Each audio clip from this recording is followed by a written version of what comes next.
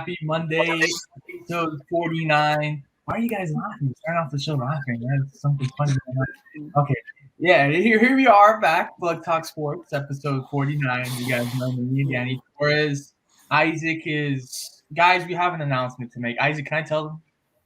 Go ahead. Isaac has decided that he's going to break up with us. And no, that's not what I said. Isaac is moving to Orlando. He is betraying our lovely city of Miami and going to Orlando. And I know Giancarlo's feelings right now. What's going through his head. He's saying, he is saying what is wrong with this man. So yeah, Isaac is moving to Orlando. Couldn't come any faster to get rid of him. We got Brandon down here who was tripping on ecstasy the other night. And then we have Jonka, who was with me that same night. And Jonka was having – honestly, Brandon, I wasn't worried for myself, even though I was the one having the conversation. I was worried for Jonka. Jonka was having, like, convulsions. He couldn't even he couldn't even type. The man couldn't even type. That's how bad it was. The man read something. I was getting – So let's get into we'll get into that whole. I'm sure Isaac read the whole conversation, but I can't wait to hear his take on it because Isaac gives us some pretty. Isaac's that guy, and I've said this many times before to our Plug Talk Sports viewers. Isaac's that guy from that episode of Drake and Josh with the theater thug, and he goes, "Whoa, just take it easy, man." That's Isaac. I'm cool and collective. I mean, I don't know if you want to go into plugs of the week or you want to go right into NBA. Let's get into it, man, because this needs to be explained. It needs to be explained to the people. So, Isaac, I will refer it to you. I want you to do your facial reaction in this. This man at the bottom, who we all know is a Boston Celtics fan, said that if the Milwaukee Bucks would eliminate the Celtics and move on to the next round to face the Heat in the Eastern Conference Finals, that the Heat would not even win one game and would get swept by Milwaukee in the Eastern Conference Finals, and that the Celtics winning was saving the Heat and the entire NBA. That is what this man said. Well, okay, so I actually, in a sense, do agree with Brandon. Not that I don't agree with the Heat getting swept.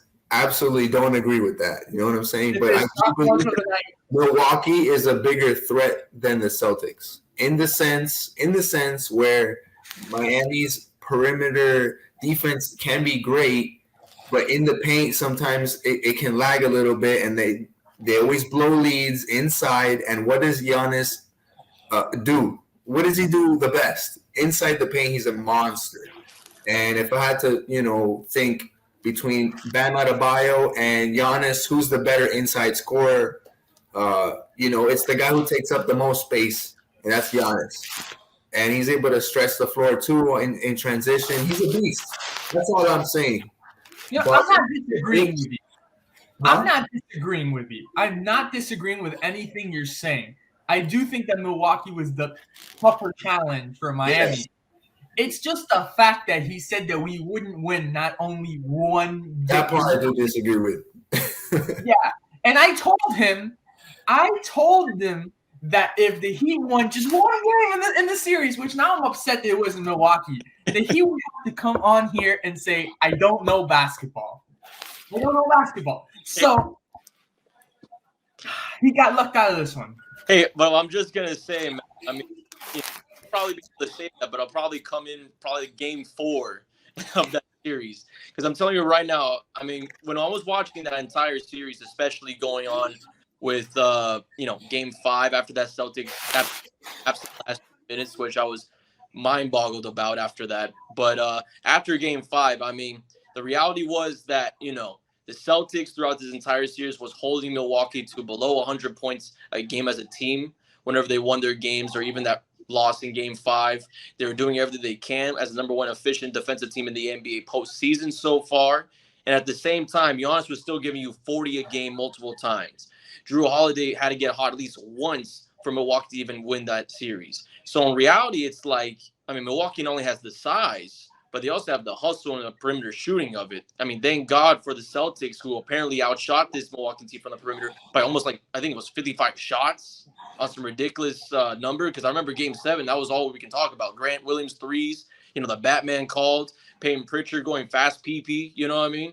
So I'm telling you right now, that Milwaukee team, if they came to Miami, man, Jimmy B against Giannis, Middleton comes back. We've done it before. Yeah, he done it before. He got swept before. That's what happened before. So that's what I'm trying to say. Okay, they're even then. We beat them, they beat us, and you haven't beaten us in a playoff series since what, 2008?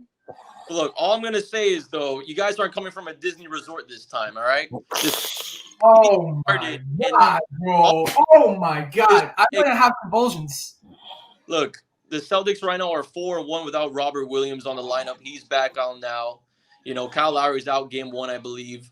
And all they need to do is win one game in FTX. And the last game at FTX between the Celtics and the Heat, and I hate playing regular season because I don't really believe regular season really matters this deep in the playoffs. Celtics blew y'all out. But as I did say before, I expect it to be a deep series, probably to 6 to 7 games.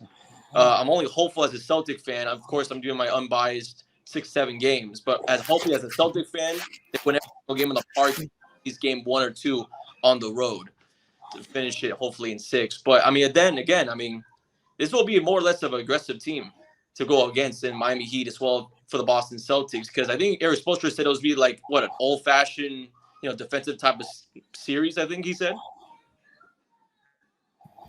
Yeah, throw that. Kind of like you were saying, Danny. Very chippy. I feel like Danny's very chippy right now.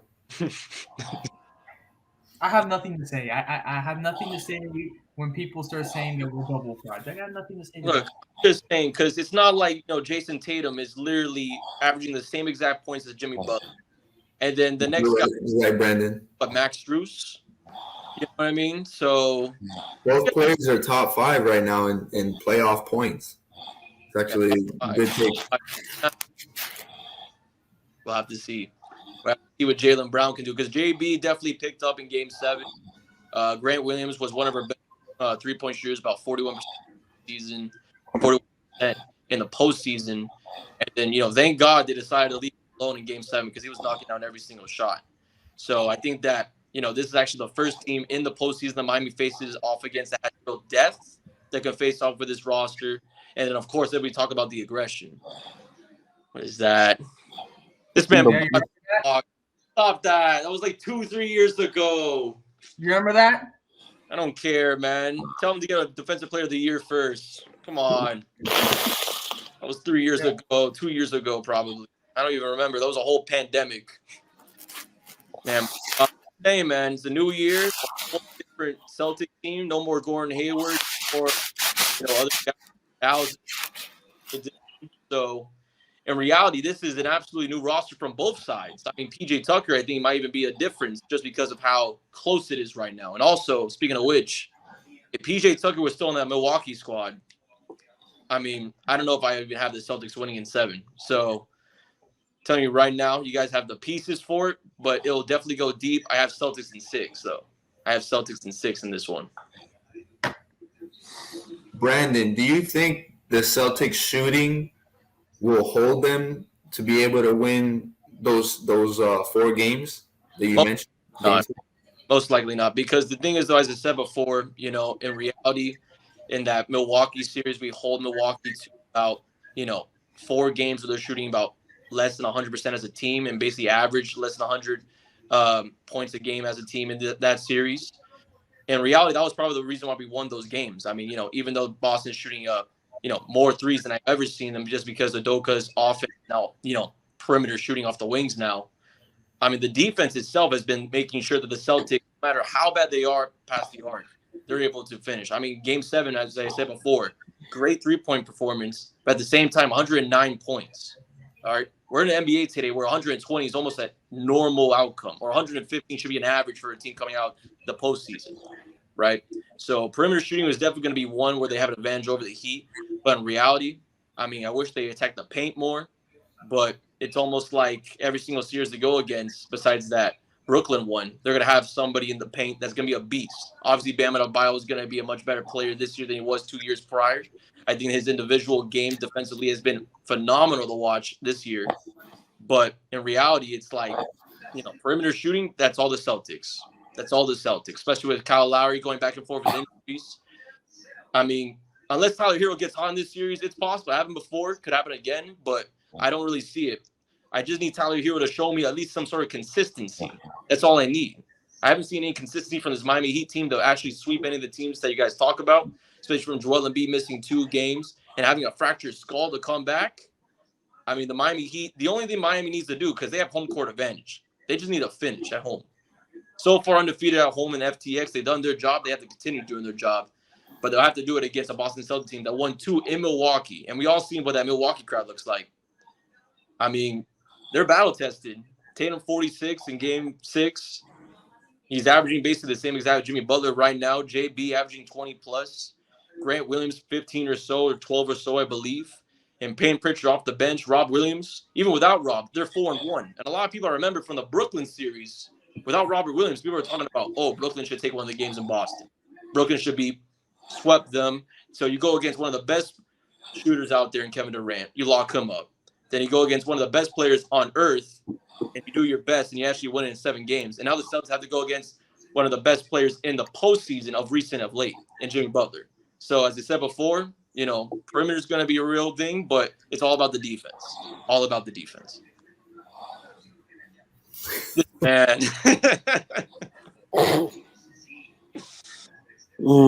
I know.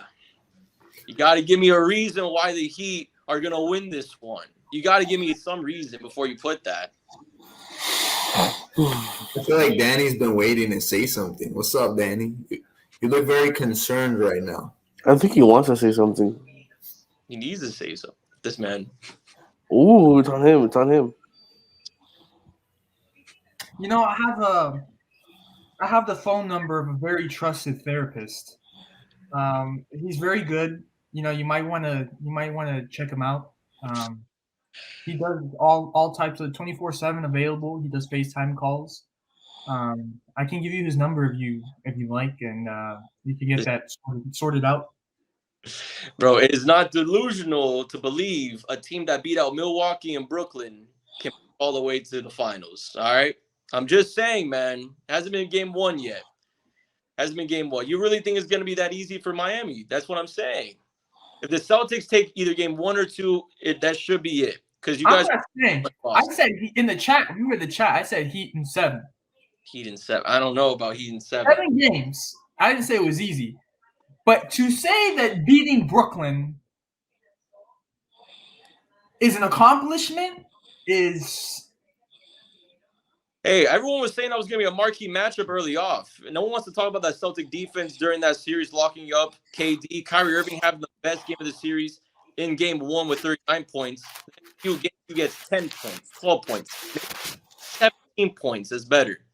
That defense was the reason why they won that one, especially in the majority of the time, to come back down 17 in the second half against Brooklyn in Game 2. The close one in Game 1. Holding the leads out in Game 3 and 4. And not even that. I mean, it's also the defense mixed with the offense. Brooklyn was a threat, and nobody wanted to play Brooklyn. That's why Milwaukee decided to bench everybody. All right? We blew out Memphis. Jaylen Brown said it probably the best out of anybody out of that locker room. He likes them, by my apologies. He likes anybody they face. He'll take anybody against them. He likes the Celtics over everybody. And that's the same mentality the Celtic team takes on. This is a different Celtic team, right? Jason Tatum and Jaylen Brown, throughout their entire careers, have been a part of the postseason. Not even that. Jason Tatum, his rookie year, went to the Eastern Conference and slammed on LeBron James in a Game 7. So Tatum is battle-tested throughout his entire career. The Celtic team has now experience. Al Horford is Platino power all the way, 35 to 25 years old, out of some time machine. This is a different team. This is a different team for the bubble. No Rozier, no Hayward. I mean, I don't even know half of the roster from that Celtic team from a couple years ago, to be honest with you, just because of the changes they made. So I'm telling you right now, if Miami has a chance, and I do believe Miami does have a real chance of going on to the finals or winning the finals themselves, it's going to be based on who can be consistent. Without Kyle Lowry there, you have Max Strus, who's having a phenomenal postseason, especially as a D3 guy coming out of the G League. And Vincent. And Gabe Vincent? Yeah. Gabe Vincent? That was peak basketball. Gabe Vincent in Game 5 of that Sixers squad, peak basketball. Against Philadelphia, he's been phenomenal, especially closing out in Game 6 as well. So Gabe Vincent as late has been phenomenal. Miami, he's been phenomenal. It's all about being consistent. And that's the real question, because you guys are about to face the number one defense in the NBA, let alone in the postseason.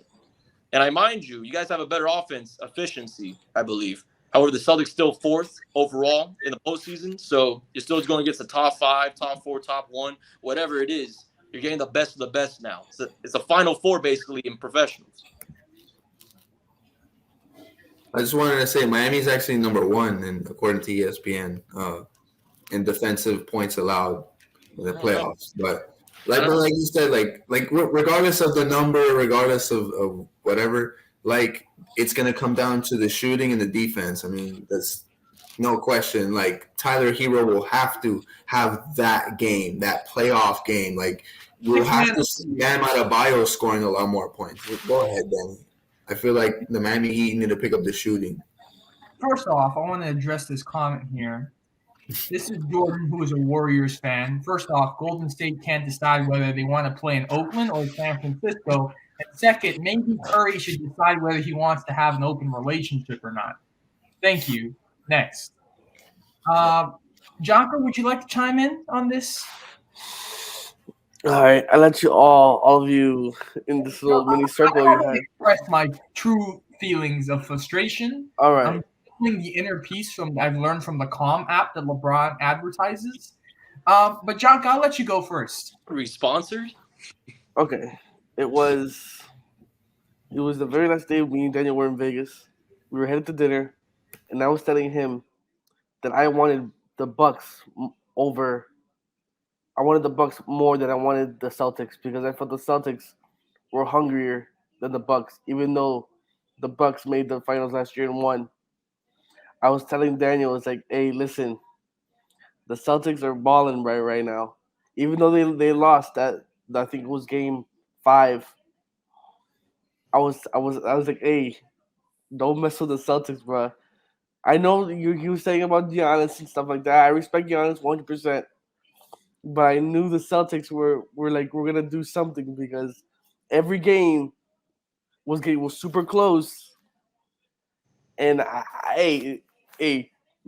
let's do that another point. Let's do another point.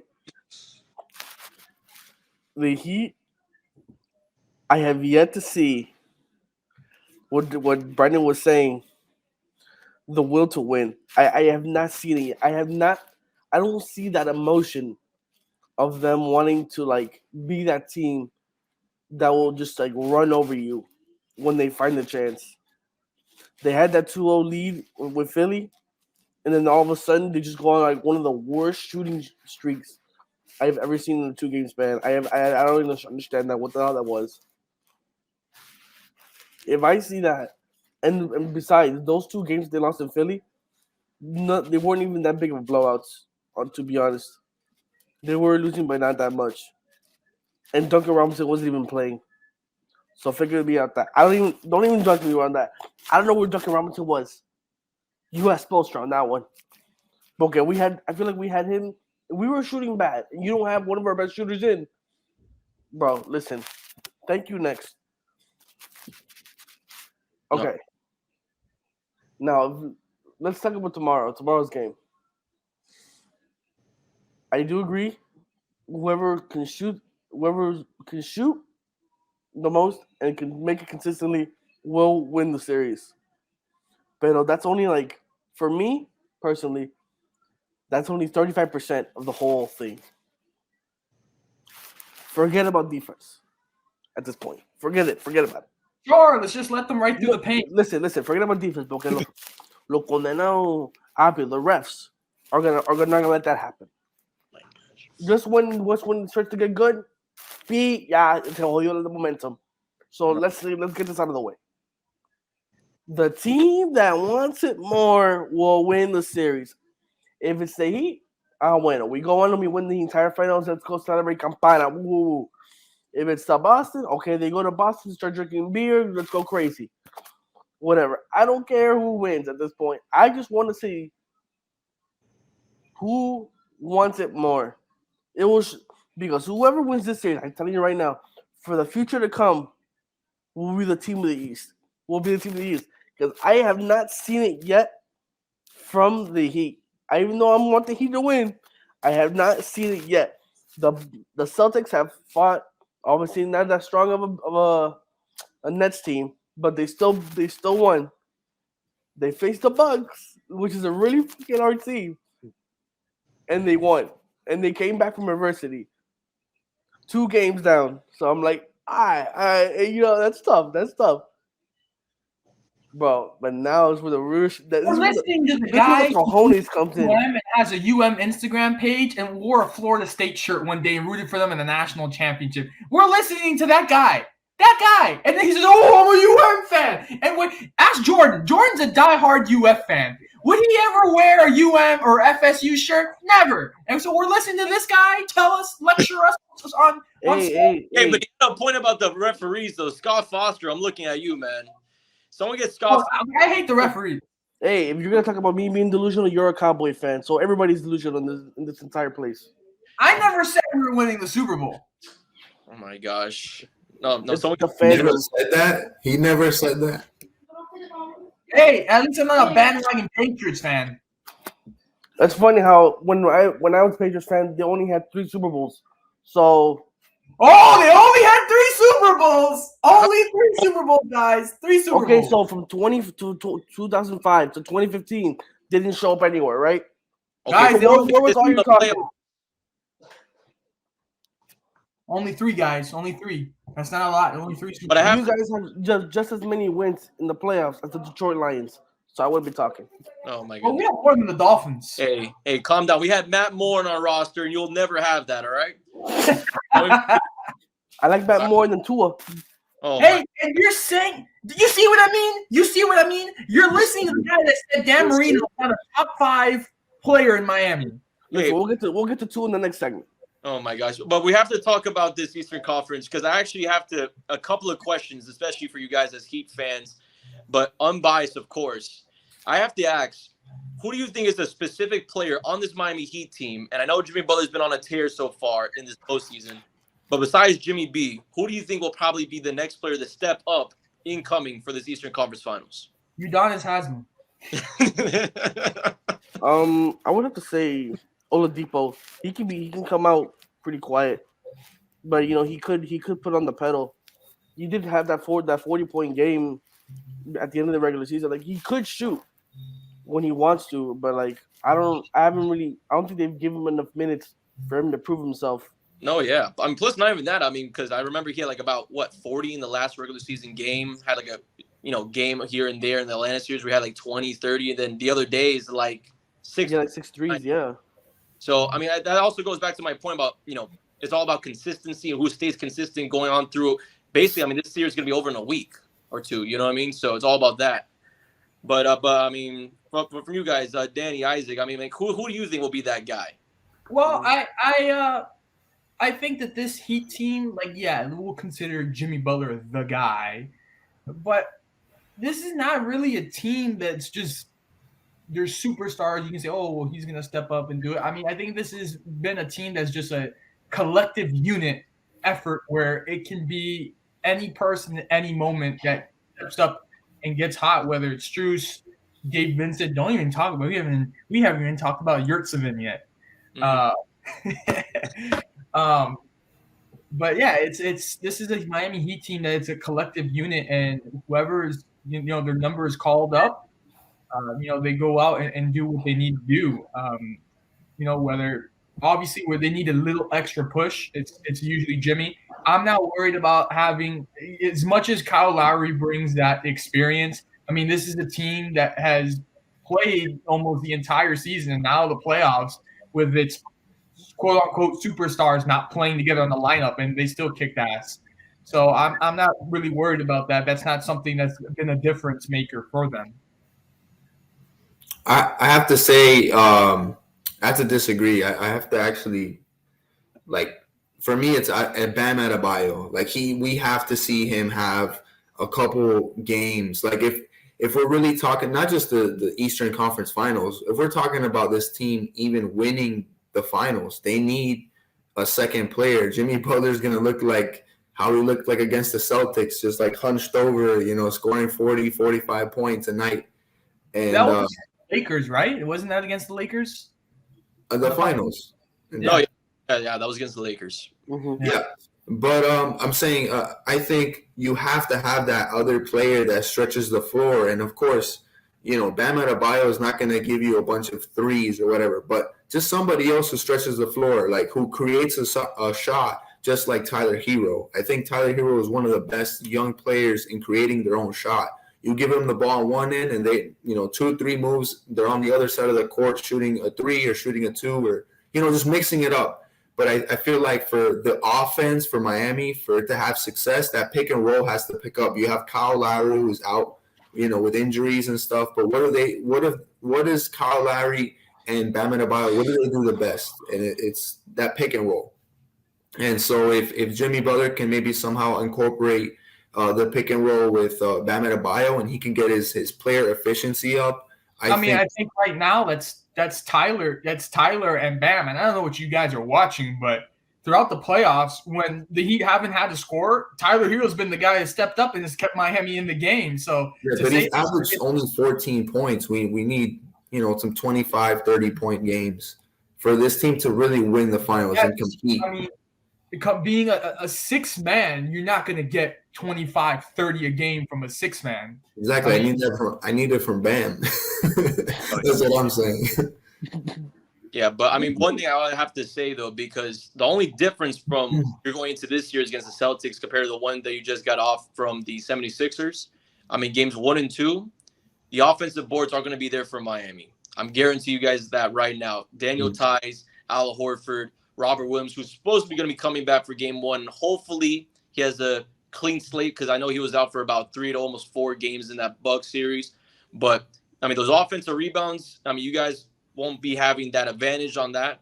So you guys have to definitely be consistent, find the shots. And also, probably the next point I want to make, though, I mean, because if the rebounds are going to be there and you only have Bam there as the big, I mean, you think PJ Tucker might be a huge part in not only but in some part of this series? Because I think PJ might even be the make or break guy. It would have to be, yeah. Or Deadman. But one of them, too, has to step it up. Like, from a scoring perspective. That's what I mean. Like, when we talk about the Celtics, we're obviously talking about Jason Tatum. We're talking about Jaylen Brown and then Williams. And, like, those are guys that can put 25, 30 points a game. So for the Heat, we need to find that, there's 3 or 4 players besides Jimmy Butler that can produce consistently to compete. That's all I was saying. Because Brandon, you're right. The Celtics I think they're a formidable opponent, but it's not impossible for the Heat. But they need to be consistent. Oh yeah, but right now, you win a game on the parquet. That's the real question. Take a game away from TD in the postseason, that's hard. Plus, not even that the Celtics, as I did say before, on the road, 2 games in Milwaukee, 2 games in the Brooklyn series. I mean, they can take a game in Miami. And so far, Miami, they've done a terrific job, as I said before earlier in this podcast, of protecting FTX, which should have been called the AAA. I still can't believe that. And also for the comment from the guy earlier that said Miami doesn't have the fans in the third quarter, that is bullshit. Excuse my language, but Miami has those people coming in. I respect you because you're a Celtics fan, but he's another delusional Warriors fan that, No, that he's always on Twitter, and that's where he goes, and he doesn't have the money to come down to Miami. And it's like, if you really want to experience playoff basketball, you go to a Heat game. Especially in the past decade, you go to a Heat game to experience playoff basketball. You go to TD Garden to see playoff basketball. And the Warriors, of course, they've been amazing, phenomenal. And this is probably the first time we've seen that Warriors squad healthy in the past 3 years, but I mean, don't disrespect the Heat playoff game. That is peak. That is peak, especially not like 2014, but it's peak. Let's do predictions. I say Heat in 7. Isaac? I say Heat in 6. Okay. Brandon, you said Celtics in 6, right? Yeah, correct. All right, Jaka? Heat in. I know, yeah, okay. Wait, Man. I'm going to hope that they pull out one in Boston, so I'm going to say 6. Okay. Well, we're going to talk about the Western Conference Finals here. I'm going to call out Jordan, where he's talking about, PJ Tucker and he and this. This is the Warriors team that had a 3-1 lead and let a Ja Morant-less Memphis team, not taking anything away from Memphis, they're a good young upcoming team, but a Ja Morant-less team take the Warriors. Oh, and don't even get me started on like that 55-point blowout that they had. Yeah, I don't think you're the one to be talking about embarrassment right now, Jordan. So let's focus on Luka first, and then you can get your head into the finals. Warriors and Dallas Mavericks. Obviously, Phoenix choked once again. Chris Paul is getting a lot of heat on the internet. Devin Booker was plagued by the Kardashian curse. We know how that goes. What do you guys think about this series? Well, personally, for this series, though, and I also have to say, because, I mean, Memphis without Ja Morant had a ridiculous record during the regular season without him. They only lost, I think, like 6 games. So, I mean, Bane, Clark, Jackson Jr., Memphis has dogs out there. It's that dog mentality. Keyword dog with a dog. 20-5. But yeah, I mean, the Warriors coming into the series, obviously Luka Magic has been probably the most biggest talk about this entire postseason in the Western Conference, especially that Luka Booker type of rivalry that came out of nowhere, to be honest with you. But I mean, I think it was best said as Patrick Beverly of the Minnesota Timberwolves said on First Take earlier today. Nobody was afraid for the Suns. Nobody was afraid of the Suns, defensively, offensively. In reality, it was just really Chris Paul's play, deteriorating and then melting all over that entire offense of Phoenix. So in reality, the Dallas Mavericks, they got lucky coming in, winning 2 straight games after a back and forth in that series, just because Chris Paul's late antics. But I mean, if you ask me, I like the Warriors making the finals this year. It's going to be a deep, deep playoff run, though, in this last series for them, because I don't really believe you win in Dallas easy. You do not win in Dallas easy. They have a great fan base over there. And as crazy as this might sound, but Jason Kidd has been doing a terrific job. And honestly, I have a lot of the coaches out there. I mean, 2 of the candidates that were for Coach of the Year, and especially the one that won it, Monty Williams, they're both out. Yeah. Right? And that was from Steve Kerr of the Warriors, right? And then Jason Kidd of the Mavericks. So I think coaching-wise, this should be really interesting to see what happens. I have the Warriors winning that one. I won't say the prediction yet because I know they'll be coming at the end, but it will be a deep series. Deep. Yeah. And it's funny. I was talking about this with my dad yesterday. The playoff runs that the Dallas Mavericks have had where they've been successful they've been the dark horse surprising team. I mean, you look at 2011, no one thought the Mavericks were going to go that far. And then here we are, the Mavericks once again surprising everybody and going far. I'm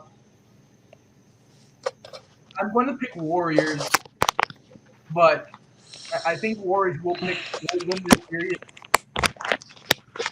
But I don't know. There's something about it. Like, there's something in my heart that says, hey, Dallas may surprise you. And I think people will go with Golden State as a safe pick, and they probably will win. But I don't think we need to. I think we need to be cautious with Dallas, with the way we speak on Dallas.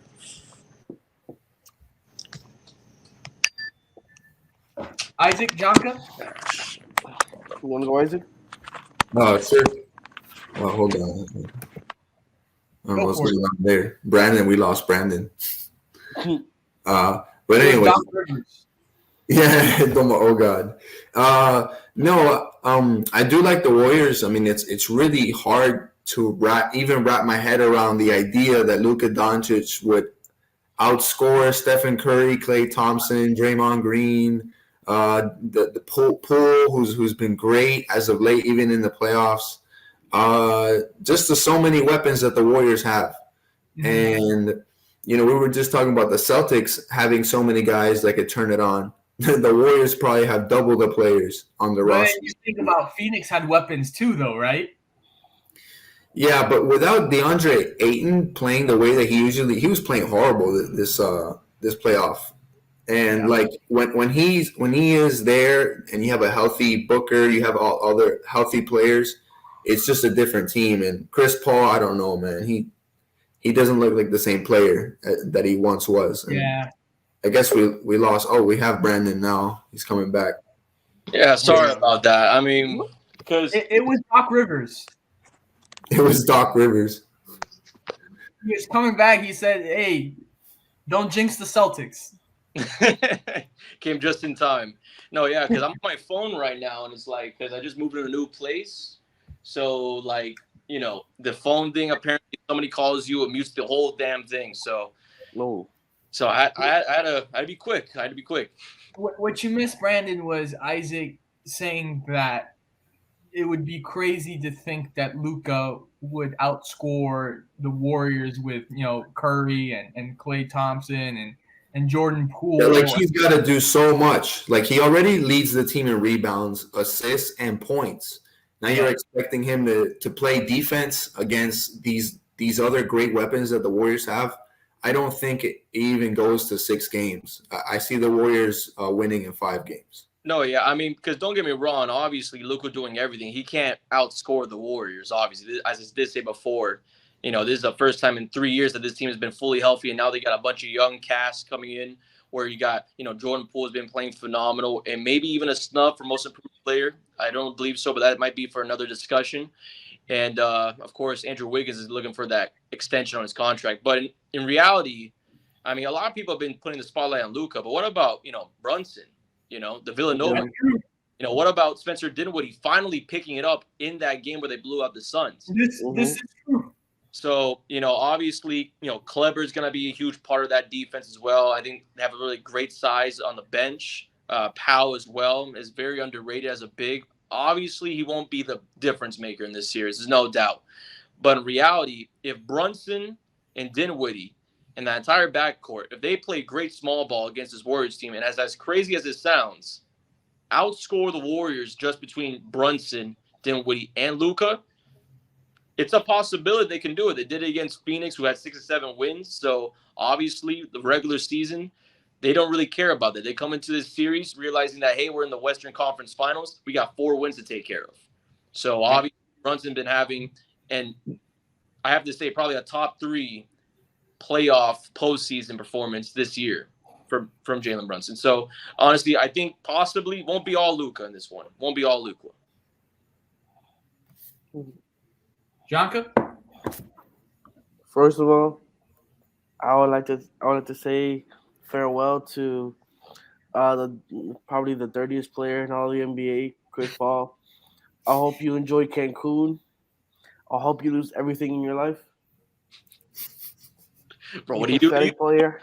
That was dark, actually. That was very dark.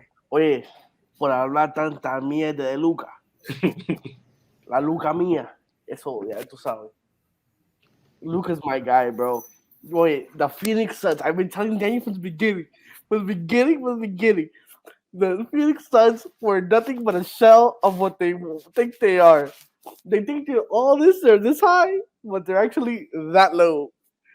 Oh my god, I loved it. Okay. Aside from that, Luka balled easily.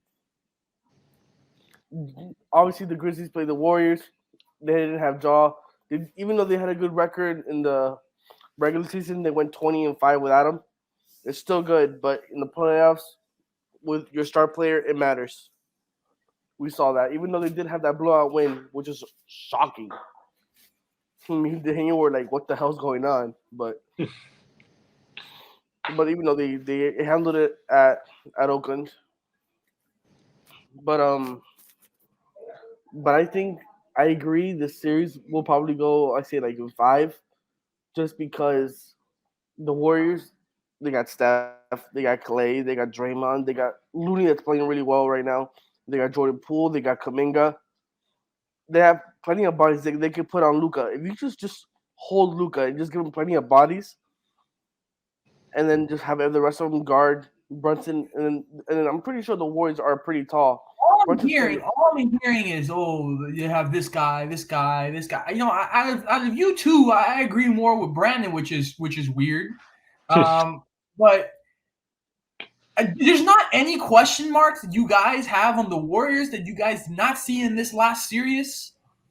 Man, I mean, the only question mark I have on the Warriors is if they can finish their business. You know what I mean? Yeah. And I quote Stephen A. But in reality, that was the whole thing about you're 3-1 over Memphis. You got to finish that damn game. But in reality, I mean, Memphis without John Moran, who's been I think almost averaging 40, close to balling, and Memphis is still able to pull out a win and keep a close one in Game 6 till that final ends. Mm-hmm. I mean, in reality, the Warriors. They have a great team. They could probably finish out in the Western Conference. They probably are the better team out of the two. Mm-hmm. But in reality is that they can't play with their food. They just can't play with their food. They have to come out there and, I mean, punch the noses of Dallas. So, I mean, that's the only way to say it. I agree with this man. Why I think it's probably going 5 games or maybe the max 6 for some abomination that we saw is because we're most likely gonna see Clay on Luca. We're gonna see Brunson on Steph. And then who's gonna guard Kaminga? And who's gonna guard Jordan Poole? Hey, Jordan Poole. Hey. No, we just lost Isaac. Okay. This is weird. All day. Okay. Yeah, Jordan Poole has been balling these playoffs. He's like a taller Steph Curry, and he can also get his own shot, which I don't really see anybody else on the Dallas Mavericks besides, I guess, Dinwiddie. But he's been quiet. He just showed up recently. But I think for the Warriors, they have finals experience and they have playoff experience, which Draymond, Steph, and Clay will teach them how to, and Looney, by the way, yeah, him too. And Steve Kerr will teach them how to deal with these situations if they ever get in a tough one, which will make them grow, which I guess will help them get to the finals. No, yeah. I mean, because, I probably said it somewhere before Kaminga's draft. Him coming out, Ignite, and all that G League stuff. I mean, he was one of the best players out of that draft, honestly. So the Warriors got stealing the draft, and Kaminga. Jordan Poole's been playing out of his shoes, phenomenal, right? As weird as analogy as out of his shoes is. But anyhow, I mean, this Warriors team is young, they're effective, and Steve Kerr knows how to coach. So, again, it's all about will the small ball work? That's the only issue. Yeah. Will the small ball work? Because they have the size to defend them. There's no question about it. You know, I mean, they even have the tallest guy in the NBA. I always forget how to pronounce his name. But, it's a real possibility where Dallas defense might be the real story at the end of this series. But, of course, I mean, as I said before, I still have the Warriors winning this one. But, I mean, it's a 50-50 ball coming into Dallas games. I agree. I think Brandon is speaking truth out of you guys here. Again, when you get blown out by 50, that's alarming. And you had your guys on the court. For me, that's alarming. And it's about handling it and finishing your business. I might have to agree with what I saw Skip Bayless said the other day. Curry didn't show up into that final game until the fourth quarter and started shooting crazy, and then he was acting like he just won the NBA Finals, which no disrespect to Steph. I love Steph. One of my favorite players. But they gotta handle their business. And I agree on it. You gotta handle their business. And to start off predictions, I have Warriors in 6. Okay. Well, personally, I have Warriors in 7. If the Warriors don't get high on themselves like the Suns did, then I have them in 5. But if they start to get a little bit hyped up, I'll say in 6. Okay. Isaac? Oh, I had said it earlier. In 5. I'm sticking to my guns. In 5. So Dallas only gets 1 though. Yep. Oof. I mean, that's going to be a masterclass from Steph, or at least. I mean, I still want to see Game 6 Clay Well, again. they'll be both players. Luka Doncic will have to, put a couple master classes to keep them relevant. Because I mean, yeah, we could talk about Brunson, but I don't know. Can he do it in a 7-game series against the Warriors? I don't know. It's yet to be seen. I don't know. I mean, he did it 7 games against Phoenix, and they got 6. Yeah. So, I mean, then again, Jonka said it. And I'm not going to lie. After the Pelicans series, I kind of felt the same way. This Suns team is not it. But, I mean, Brunson, so far, he hasn't let up. Yeah, I agree. We're going to switch topics now to the NFL schedule release. The Miami Dolphins schedule is out. And to be honest, this is the first time where I'm like, it looks pretty good for the Dolphins. I'm not going to lie. I still think that they will have to compete. It's like every time the Dolphins they build something good, they don't catch a break. They still have to compete with Buffalo and New England. They don't catch a break. It can't be like where 3 other teams division just suck at the same time, and then the Dolphins finally have a chance to run away with the division. No, there always has to be some sort of competition. So, as great as I think the roster has been built for the Dolphins this offseason, and of course the new hire of a head coach, we have to see that transcend onto the field, because obviously we've seen in the past in sports history in general where we've seen great teams be assembled. And it's great on paper, but then once you see it on the field or the court or whatever, they suck. So it would have to transcend onto the field. Do you guys see the Dolphins, before we get into the schedule, can you guys see the Dolphins, just knowing the players that they've had, see the Dolphins going to the conference championship or winning the division? Let's start there. Winning the division, the AFC East. I see them making the playoffs, maybe as a wild card team, but definitely not winning the division. Just because, like we just mentioned, they open up the schedule playing against the New England Patriots. Then you got to play the Ravens that are they're not as high as they were a couple of years ago, but it's Lamar Jackson. He's one of the best players coming out of the pocket, running downfield. He can throw the ball as well. But of course he's going to be missing one of his favorite receivers now. So we'll see. But then you have the Bills and you have the Bengals, and then finally you get maybe a break with the Jets. So it's such a stretch of games. Some road games, some home games against decent teams, that if the Dolphins don't start out fast, they might even miss the playoffs. But I think they can put it together towards the end of the season, and like games against the Lions and stuff like that, and they can get in there, with 9 wins at the most, which gets you into the playoffs nowadays. No, yeah, but I mean, personally though, for the Dolphins though, I'm only going to say this as a prediction, it's not a guarantee. However, the only guarantee for the division that the Dolphins will against the Jets this year. All right. I feel like, and deep in my heart, the Dolphins will probably be able to finish out that week 1 against the Patriots, as well as go into Foxborough, basically on Springfield, and demolish them over there in New England and go 1-1 with the Bills. So in reality, I have the Dolphins winning majority of their games against their own division. We see a lot of their home games going against the NFC North, which means the Bears are down right now a little bit. The Vikings are still 50-50 of a team with Kurt. And then, of course, Detroit is going to be Detroit. And Green Bay, I mean, without Devontae Adams, we still have no idea how this team looks like on the field. So in reality, that's like what? A majority of your games winning at home, about 5 out of the 7 I'm thinking about. However, the one that I hate the most, and Christmas. I mean, who does that in the NFL? Who makes these schedules? So the Dolphins, play Christmas Day apparently. So I guess, I guess that'll be under the tree at 1:00. But at the same time, besides that, the Dolphins can actually win this division this year. They have the Bills playing majority of those national games. They go against real hard competition. And I believe not even that. I think it's Kansas City to play against. I'm not too positive to play against Tampa later on this year.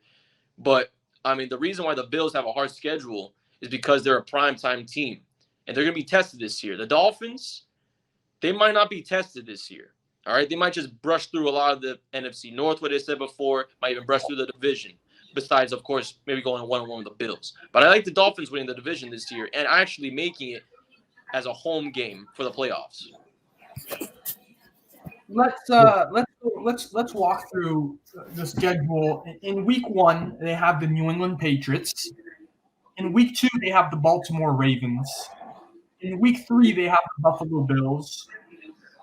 In week 4, they have the Cincinnati Bengals. In week 5, they have the New York Jets. Week 6, they have the Minnesota Vikings.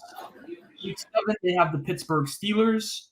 Week 8, they have the Detroit Lions. Week 9, they have the Chicago Bears. Week 10, they have the Cleveland Browns. Week 11, they have the Houston Texans. Week 12, they have the San Francisco 49ers. Week 13, they have the Los Angeles Chargers.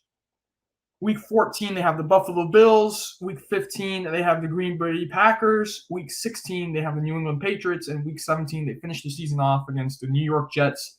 And I will say, from looking at this schedule, guys, for me, to be honest, the hardest games, yes, the game against Cincinnati, yeah, that'll be a tough one. The one against the Ravens, that's 50-50 for me. But I think the hardest games that the Dolphins have on their schedule is their division opponents. And I think how they fare in those games, it's make or break for them in terms of winning the division. No, yeah, for sure. Not even that, as you said before, with the division, I do expect them to win majority of that. But as you said before when you were saying the schedule, the middle chunk of that schedule, that's a possible 5-game win streak. The Texans, the Cleveland Browns, we don't know how they look like on the field yet. And Lions, Bears. Lions, as I said before, that NFC North, it's kind of weak right now. It's kind of weak. Chicago, Vikings, and the Bears, that should be an automatic 3 wins right there. Detroit, weak. Chicago, weak. Vikings, you can easily edge them out with the offensive tools that the Dolphins have. I think there's no excuses for McDaniels in this one. So, in reality, that's 3 wins there. Division should be about 4 wins there. So, you're at 7 wins. And in the rest of the ending of the year, that will be the real challenge for this Dolphins team. Because no matter what they are in the schedule, majority of those teams at the end of the year, because, as Danny said before, I think it was like the Bills was one of them. Green Bay, obviously, on Christmas Day. Those are going to be teams that are going to be fighting for their division and probably already clinched a spot in the playoffs, most likely. How do you feel about the 49ers game? How do you feel about the 49ers? We see them go to the playoffs. They made that deep run in the playoffs, which was a surprise. With Deebo Samuel and everything like that. But do you think that there'll be another playoff team against this year, a team to really be like, oh, that's going to be a challenge for us? I don't know. I'm not too high on the 49ers, practically because of some of the information that's been, I don't know if leaked is the right word, but there's been some reports, like ESPN reports, saying that even some of the coaches are just not impressed with the young quarterback there who's supposed to replace Jimmy Garoppolo there in San Francisco. That he hasn't made the strides or the type of throws that they need to see in practice to really impress them. Leap and the quarterback. Already with the 49ers last 5 years now, the quarterback position has dictated whether the team has done well or not. And I know in football, obviously the quarterback can definitely get you 12, 13 wins, and we've seen Jimmy Garoppolo do that, but they had a great defense, when they made their run against Kansas City. So I don't think they have that same squad. And again, uncertainty at quarterback. And you have this young guy who he's been supposedly the chosen as the guy to replace Jimmy Garoppolo. He's not even impressing his own coaches. Like that's just not a good sign. I think we can definitely win that 49ers game. Jonka, your thoughts on the Dolphins' season schedule? I'm looking at the schedule right here. I'm saying that the hardest part of their schedule will be at the last 6 weeks, or the last 6 weeks, with starting with the 49ers, then the Chargers, then the Bills, then the Packers, then with the Patriots at Gillette Stadium, and then with I think the Jets have improved a bit. Not gonna lie, those are pretty tough games at the end of the season. Yeah, with Brandon's facial reaction. Oh man. Hey, I'm not saying they're good. I'm just saying they've improved. No, yeah. I mean, Just from the draft. New York. New York gets those here and there. Yeah, but let's see. Patriots first game, that should be a dub. Ravens at Ravens. Assuming that Tua and everything and the new coach checks out, and they can run their offense the way it's supposed to look like with all these new add-ons. I would say okay, dub. Buffalo Bills. That's a tough game. I don't know. I'll give maybe a loss for that one. 2-1. Man, you just sounded like, I'm sorry, but you just sounded like that. What you just did right now, you just sounded like that damn commercial. Chia. That's what you sounded like right now, bro. I just came to my head. I'm like, what did you just say? Man, we're still watching cable? Come on now, man. Yeah, that's where I watch the Celtics games. Oh, okay. I'll allow it. I'll allow it. Plus, it's kind of messing me up recently, so. I'd probably give the Dolphins a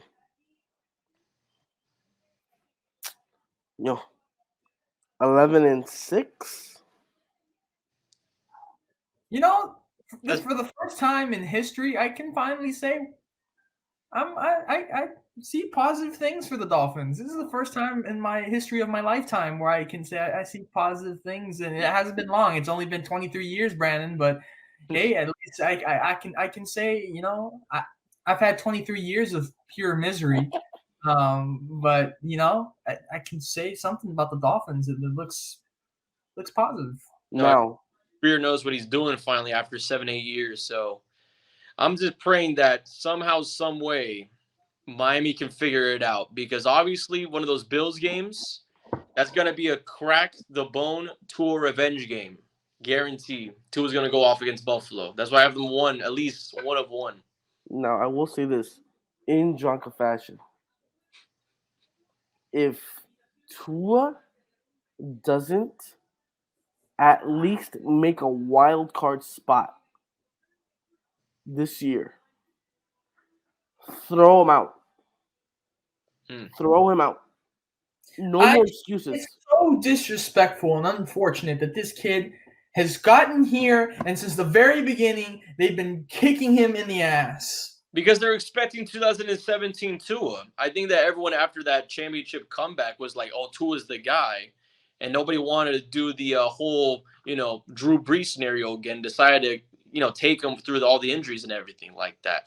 And actually, because I hate to, switch gears, but if we're really talking about Tua right now, and especially about, what chances he's had, in his first year, I mean, the Arizona game where they won by 1 point on the road, 35-34. Tua was phenomenal with that one. The loss at home, I still remember against the Kansas City Chiefs the other year.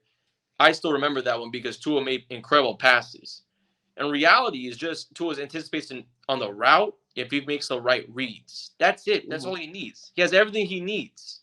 It's like watching Ben Simmons on a football field. We've seen you do it before. Just go and do it. There should be no reason why Tua should have any excuses right now. And also the people that say that Tua doesn't have a deep ball, stop it. Stop it. All right? We've seen that man have absolute deep ball after deep ball in college. What's possibly changed in the NFL? The playbook. All right? So he has a deep ball, but you haven't seen it yet. And I'm telling you right now, McDaniels, a little bit, play action boot, maybe a slant here and there. Who knows if we even get anything, a vertical route. Praying we get a vertical route Tyreek Hill moment for a highlight reel. But in reality, don't worry about the deep ball right now. All right? Just worry about can Tua just progress and get the job done on this team. And not even that. I like Teddy Bridgewater as a backup. So the reason I'm not sold on Tua since the beginning is because he's been injury prone. Ever since he's came into the league, he hasn't been able to play a full season. So, like, if I were a Dolphins fan, I wouldn't. I don't like that because like your star player is on the verge of either playing or out. No, yeah, exactly. You want him to play every game, but when you have the like that little little person in the back of your head saying, "Oh shit," like any play he could blow out a back or his hip again or a shoulder, because let's be honest, he is injury prone. You must know the story with Cam Newton. Yeah, hey, and the Dolphins' O-line, even though they have improved a little bit, it's not that great. It's not that good. So I want to see Tua let go of the ball faster and a little bit more accurate, and who he chooses to throw it to in like hard situations. I don't know. If you ask me, Tua right now, I mean, and this is still good company, but he's looking like a Tony Romo with a left arm. So that's where my comparison's coming from. Hey, I mean, he has the potential to go, but he's looking like Tony Romo with a left arm, man. I think Tony Romo was not a bad quarterback at all. If you go back now and you look at his career, not a bad quarterback. Not a bad quarterback. However, injury prone really ended his career. Yeah, that yes, I agree with that. That did, and it was sad because 2014 he deserved to get MVP.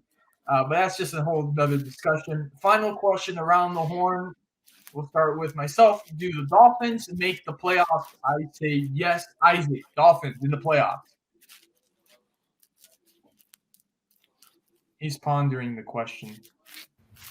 No, in total, how many wins? I wouldn't say 7 wins. I think Janka said 7 wins. But 11. Janka said 11. 11? Yeah, 11-6. 11-6. Okay. I thought okay. Yeah, I'd have to say about 9 wins. No, just enough to get into that last wild card spot. Because I think, like Janka said, the Jets are going to be a little bit better, and we'll have to win, both those games against the Jets. Maybe we split against the Bills. That'd be great. And definitely we have to beat the Patriots twice. And as we get into December and like later in the year, for some reason this Dolphins team can never seem to put it together. So I hope that they do, but I think that they will to get the last playoff spot, but that'll be it for the Dolphins. 9 wins. But you got them in the playoffs. And I know I don't sound optimistic because He doesn't want to jinx it. He just doesn't want to jinx it. We'll go 9 wins. 9 wins in a playoff spot. Okay. He doesn't want to jinx it.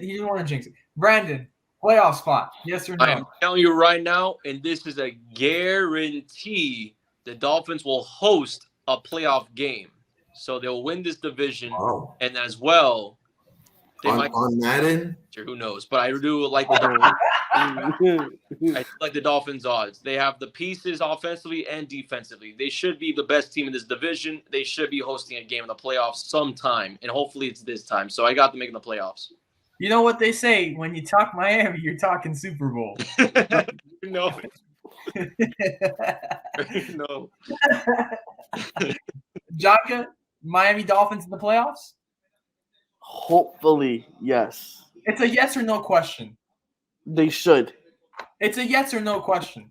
Do they? I know it's hard for you because you're still missing Tom Brady and you're missing all those rings and whatnot. And I understand it's hard for you and the breakup must be tough. But you have to pick. It's a yes or no question. I'm going to be hopeful and say yes. Okay, thank you. I wasn't about to say, come on, we're not ordering here at Chick-fil-A. It's 1, 2, or 3. All I do is order coffee at Chick-fil-A. So, all 4 of us, and you guys can blame it on us. You know, you can send me your Zelle, your Cash App, or whatever, Bitcoin. If we get it all wrong, if the Dolphins don't make the playoffs, we'll call up Dave Ramsey and we'll help you figure this thing out and how we can get you your money back. If you watched this episode today and you saw us pick the Dolphins, and I'll be putting out Brandon's address in Gainesville just in case the Celtics lose this series and you can want to go throw toilet paper at his dorm. What are you gonna what the hell? So we'll put his address out there, and you can know that the man from Broward County is a Celtics fan. And again, farewell to Isaac. This won't be his last episode. He's not going away forever, but just for being Judas and betraying the city of Miami. So, guys, I hope you enjoyed this episode. We had definitely had tempers had to be chilled this evening, partly because of Brandon. We appreciate you guys tuning in and listening every week, and we hope you guys have a good rest of your week, and we'll see you guys next week for episode number 50, a milestone for Plug Talk Sports, and we'll see you guys soon.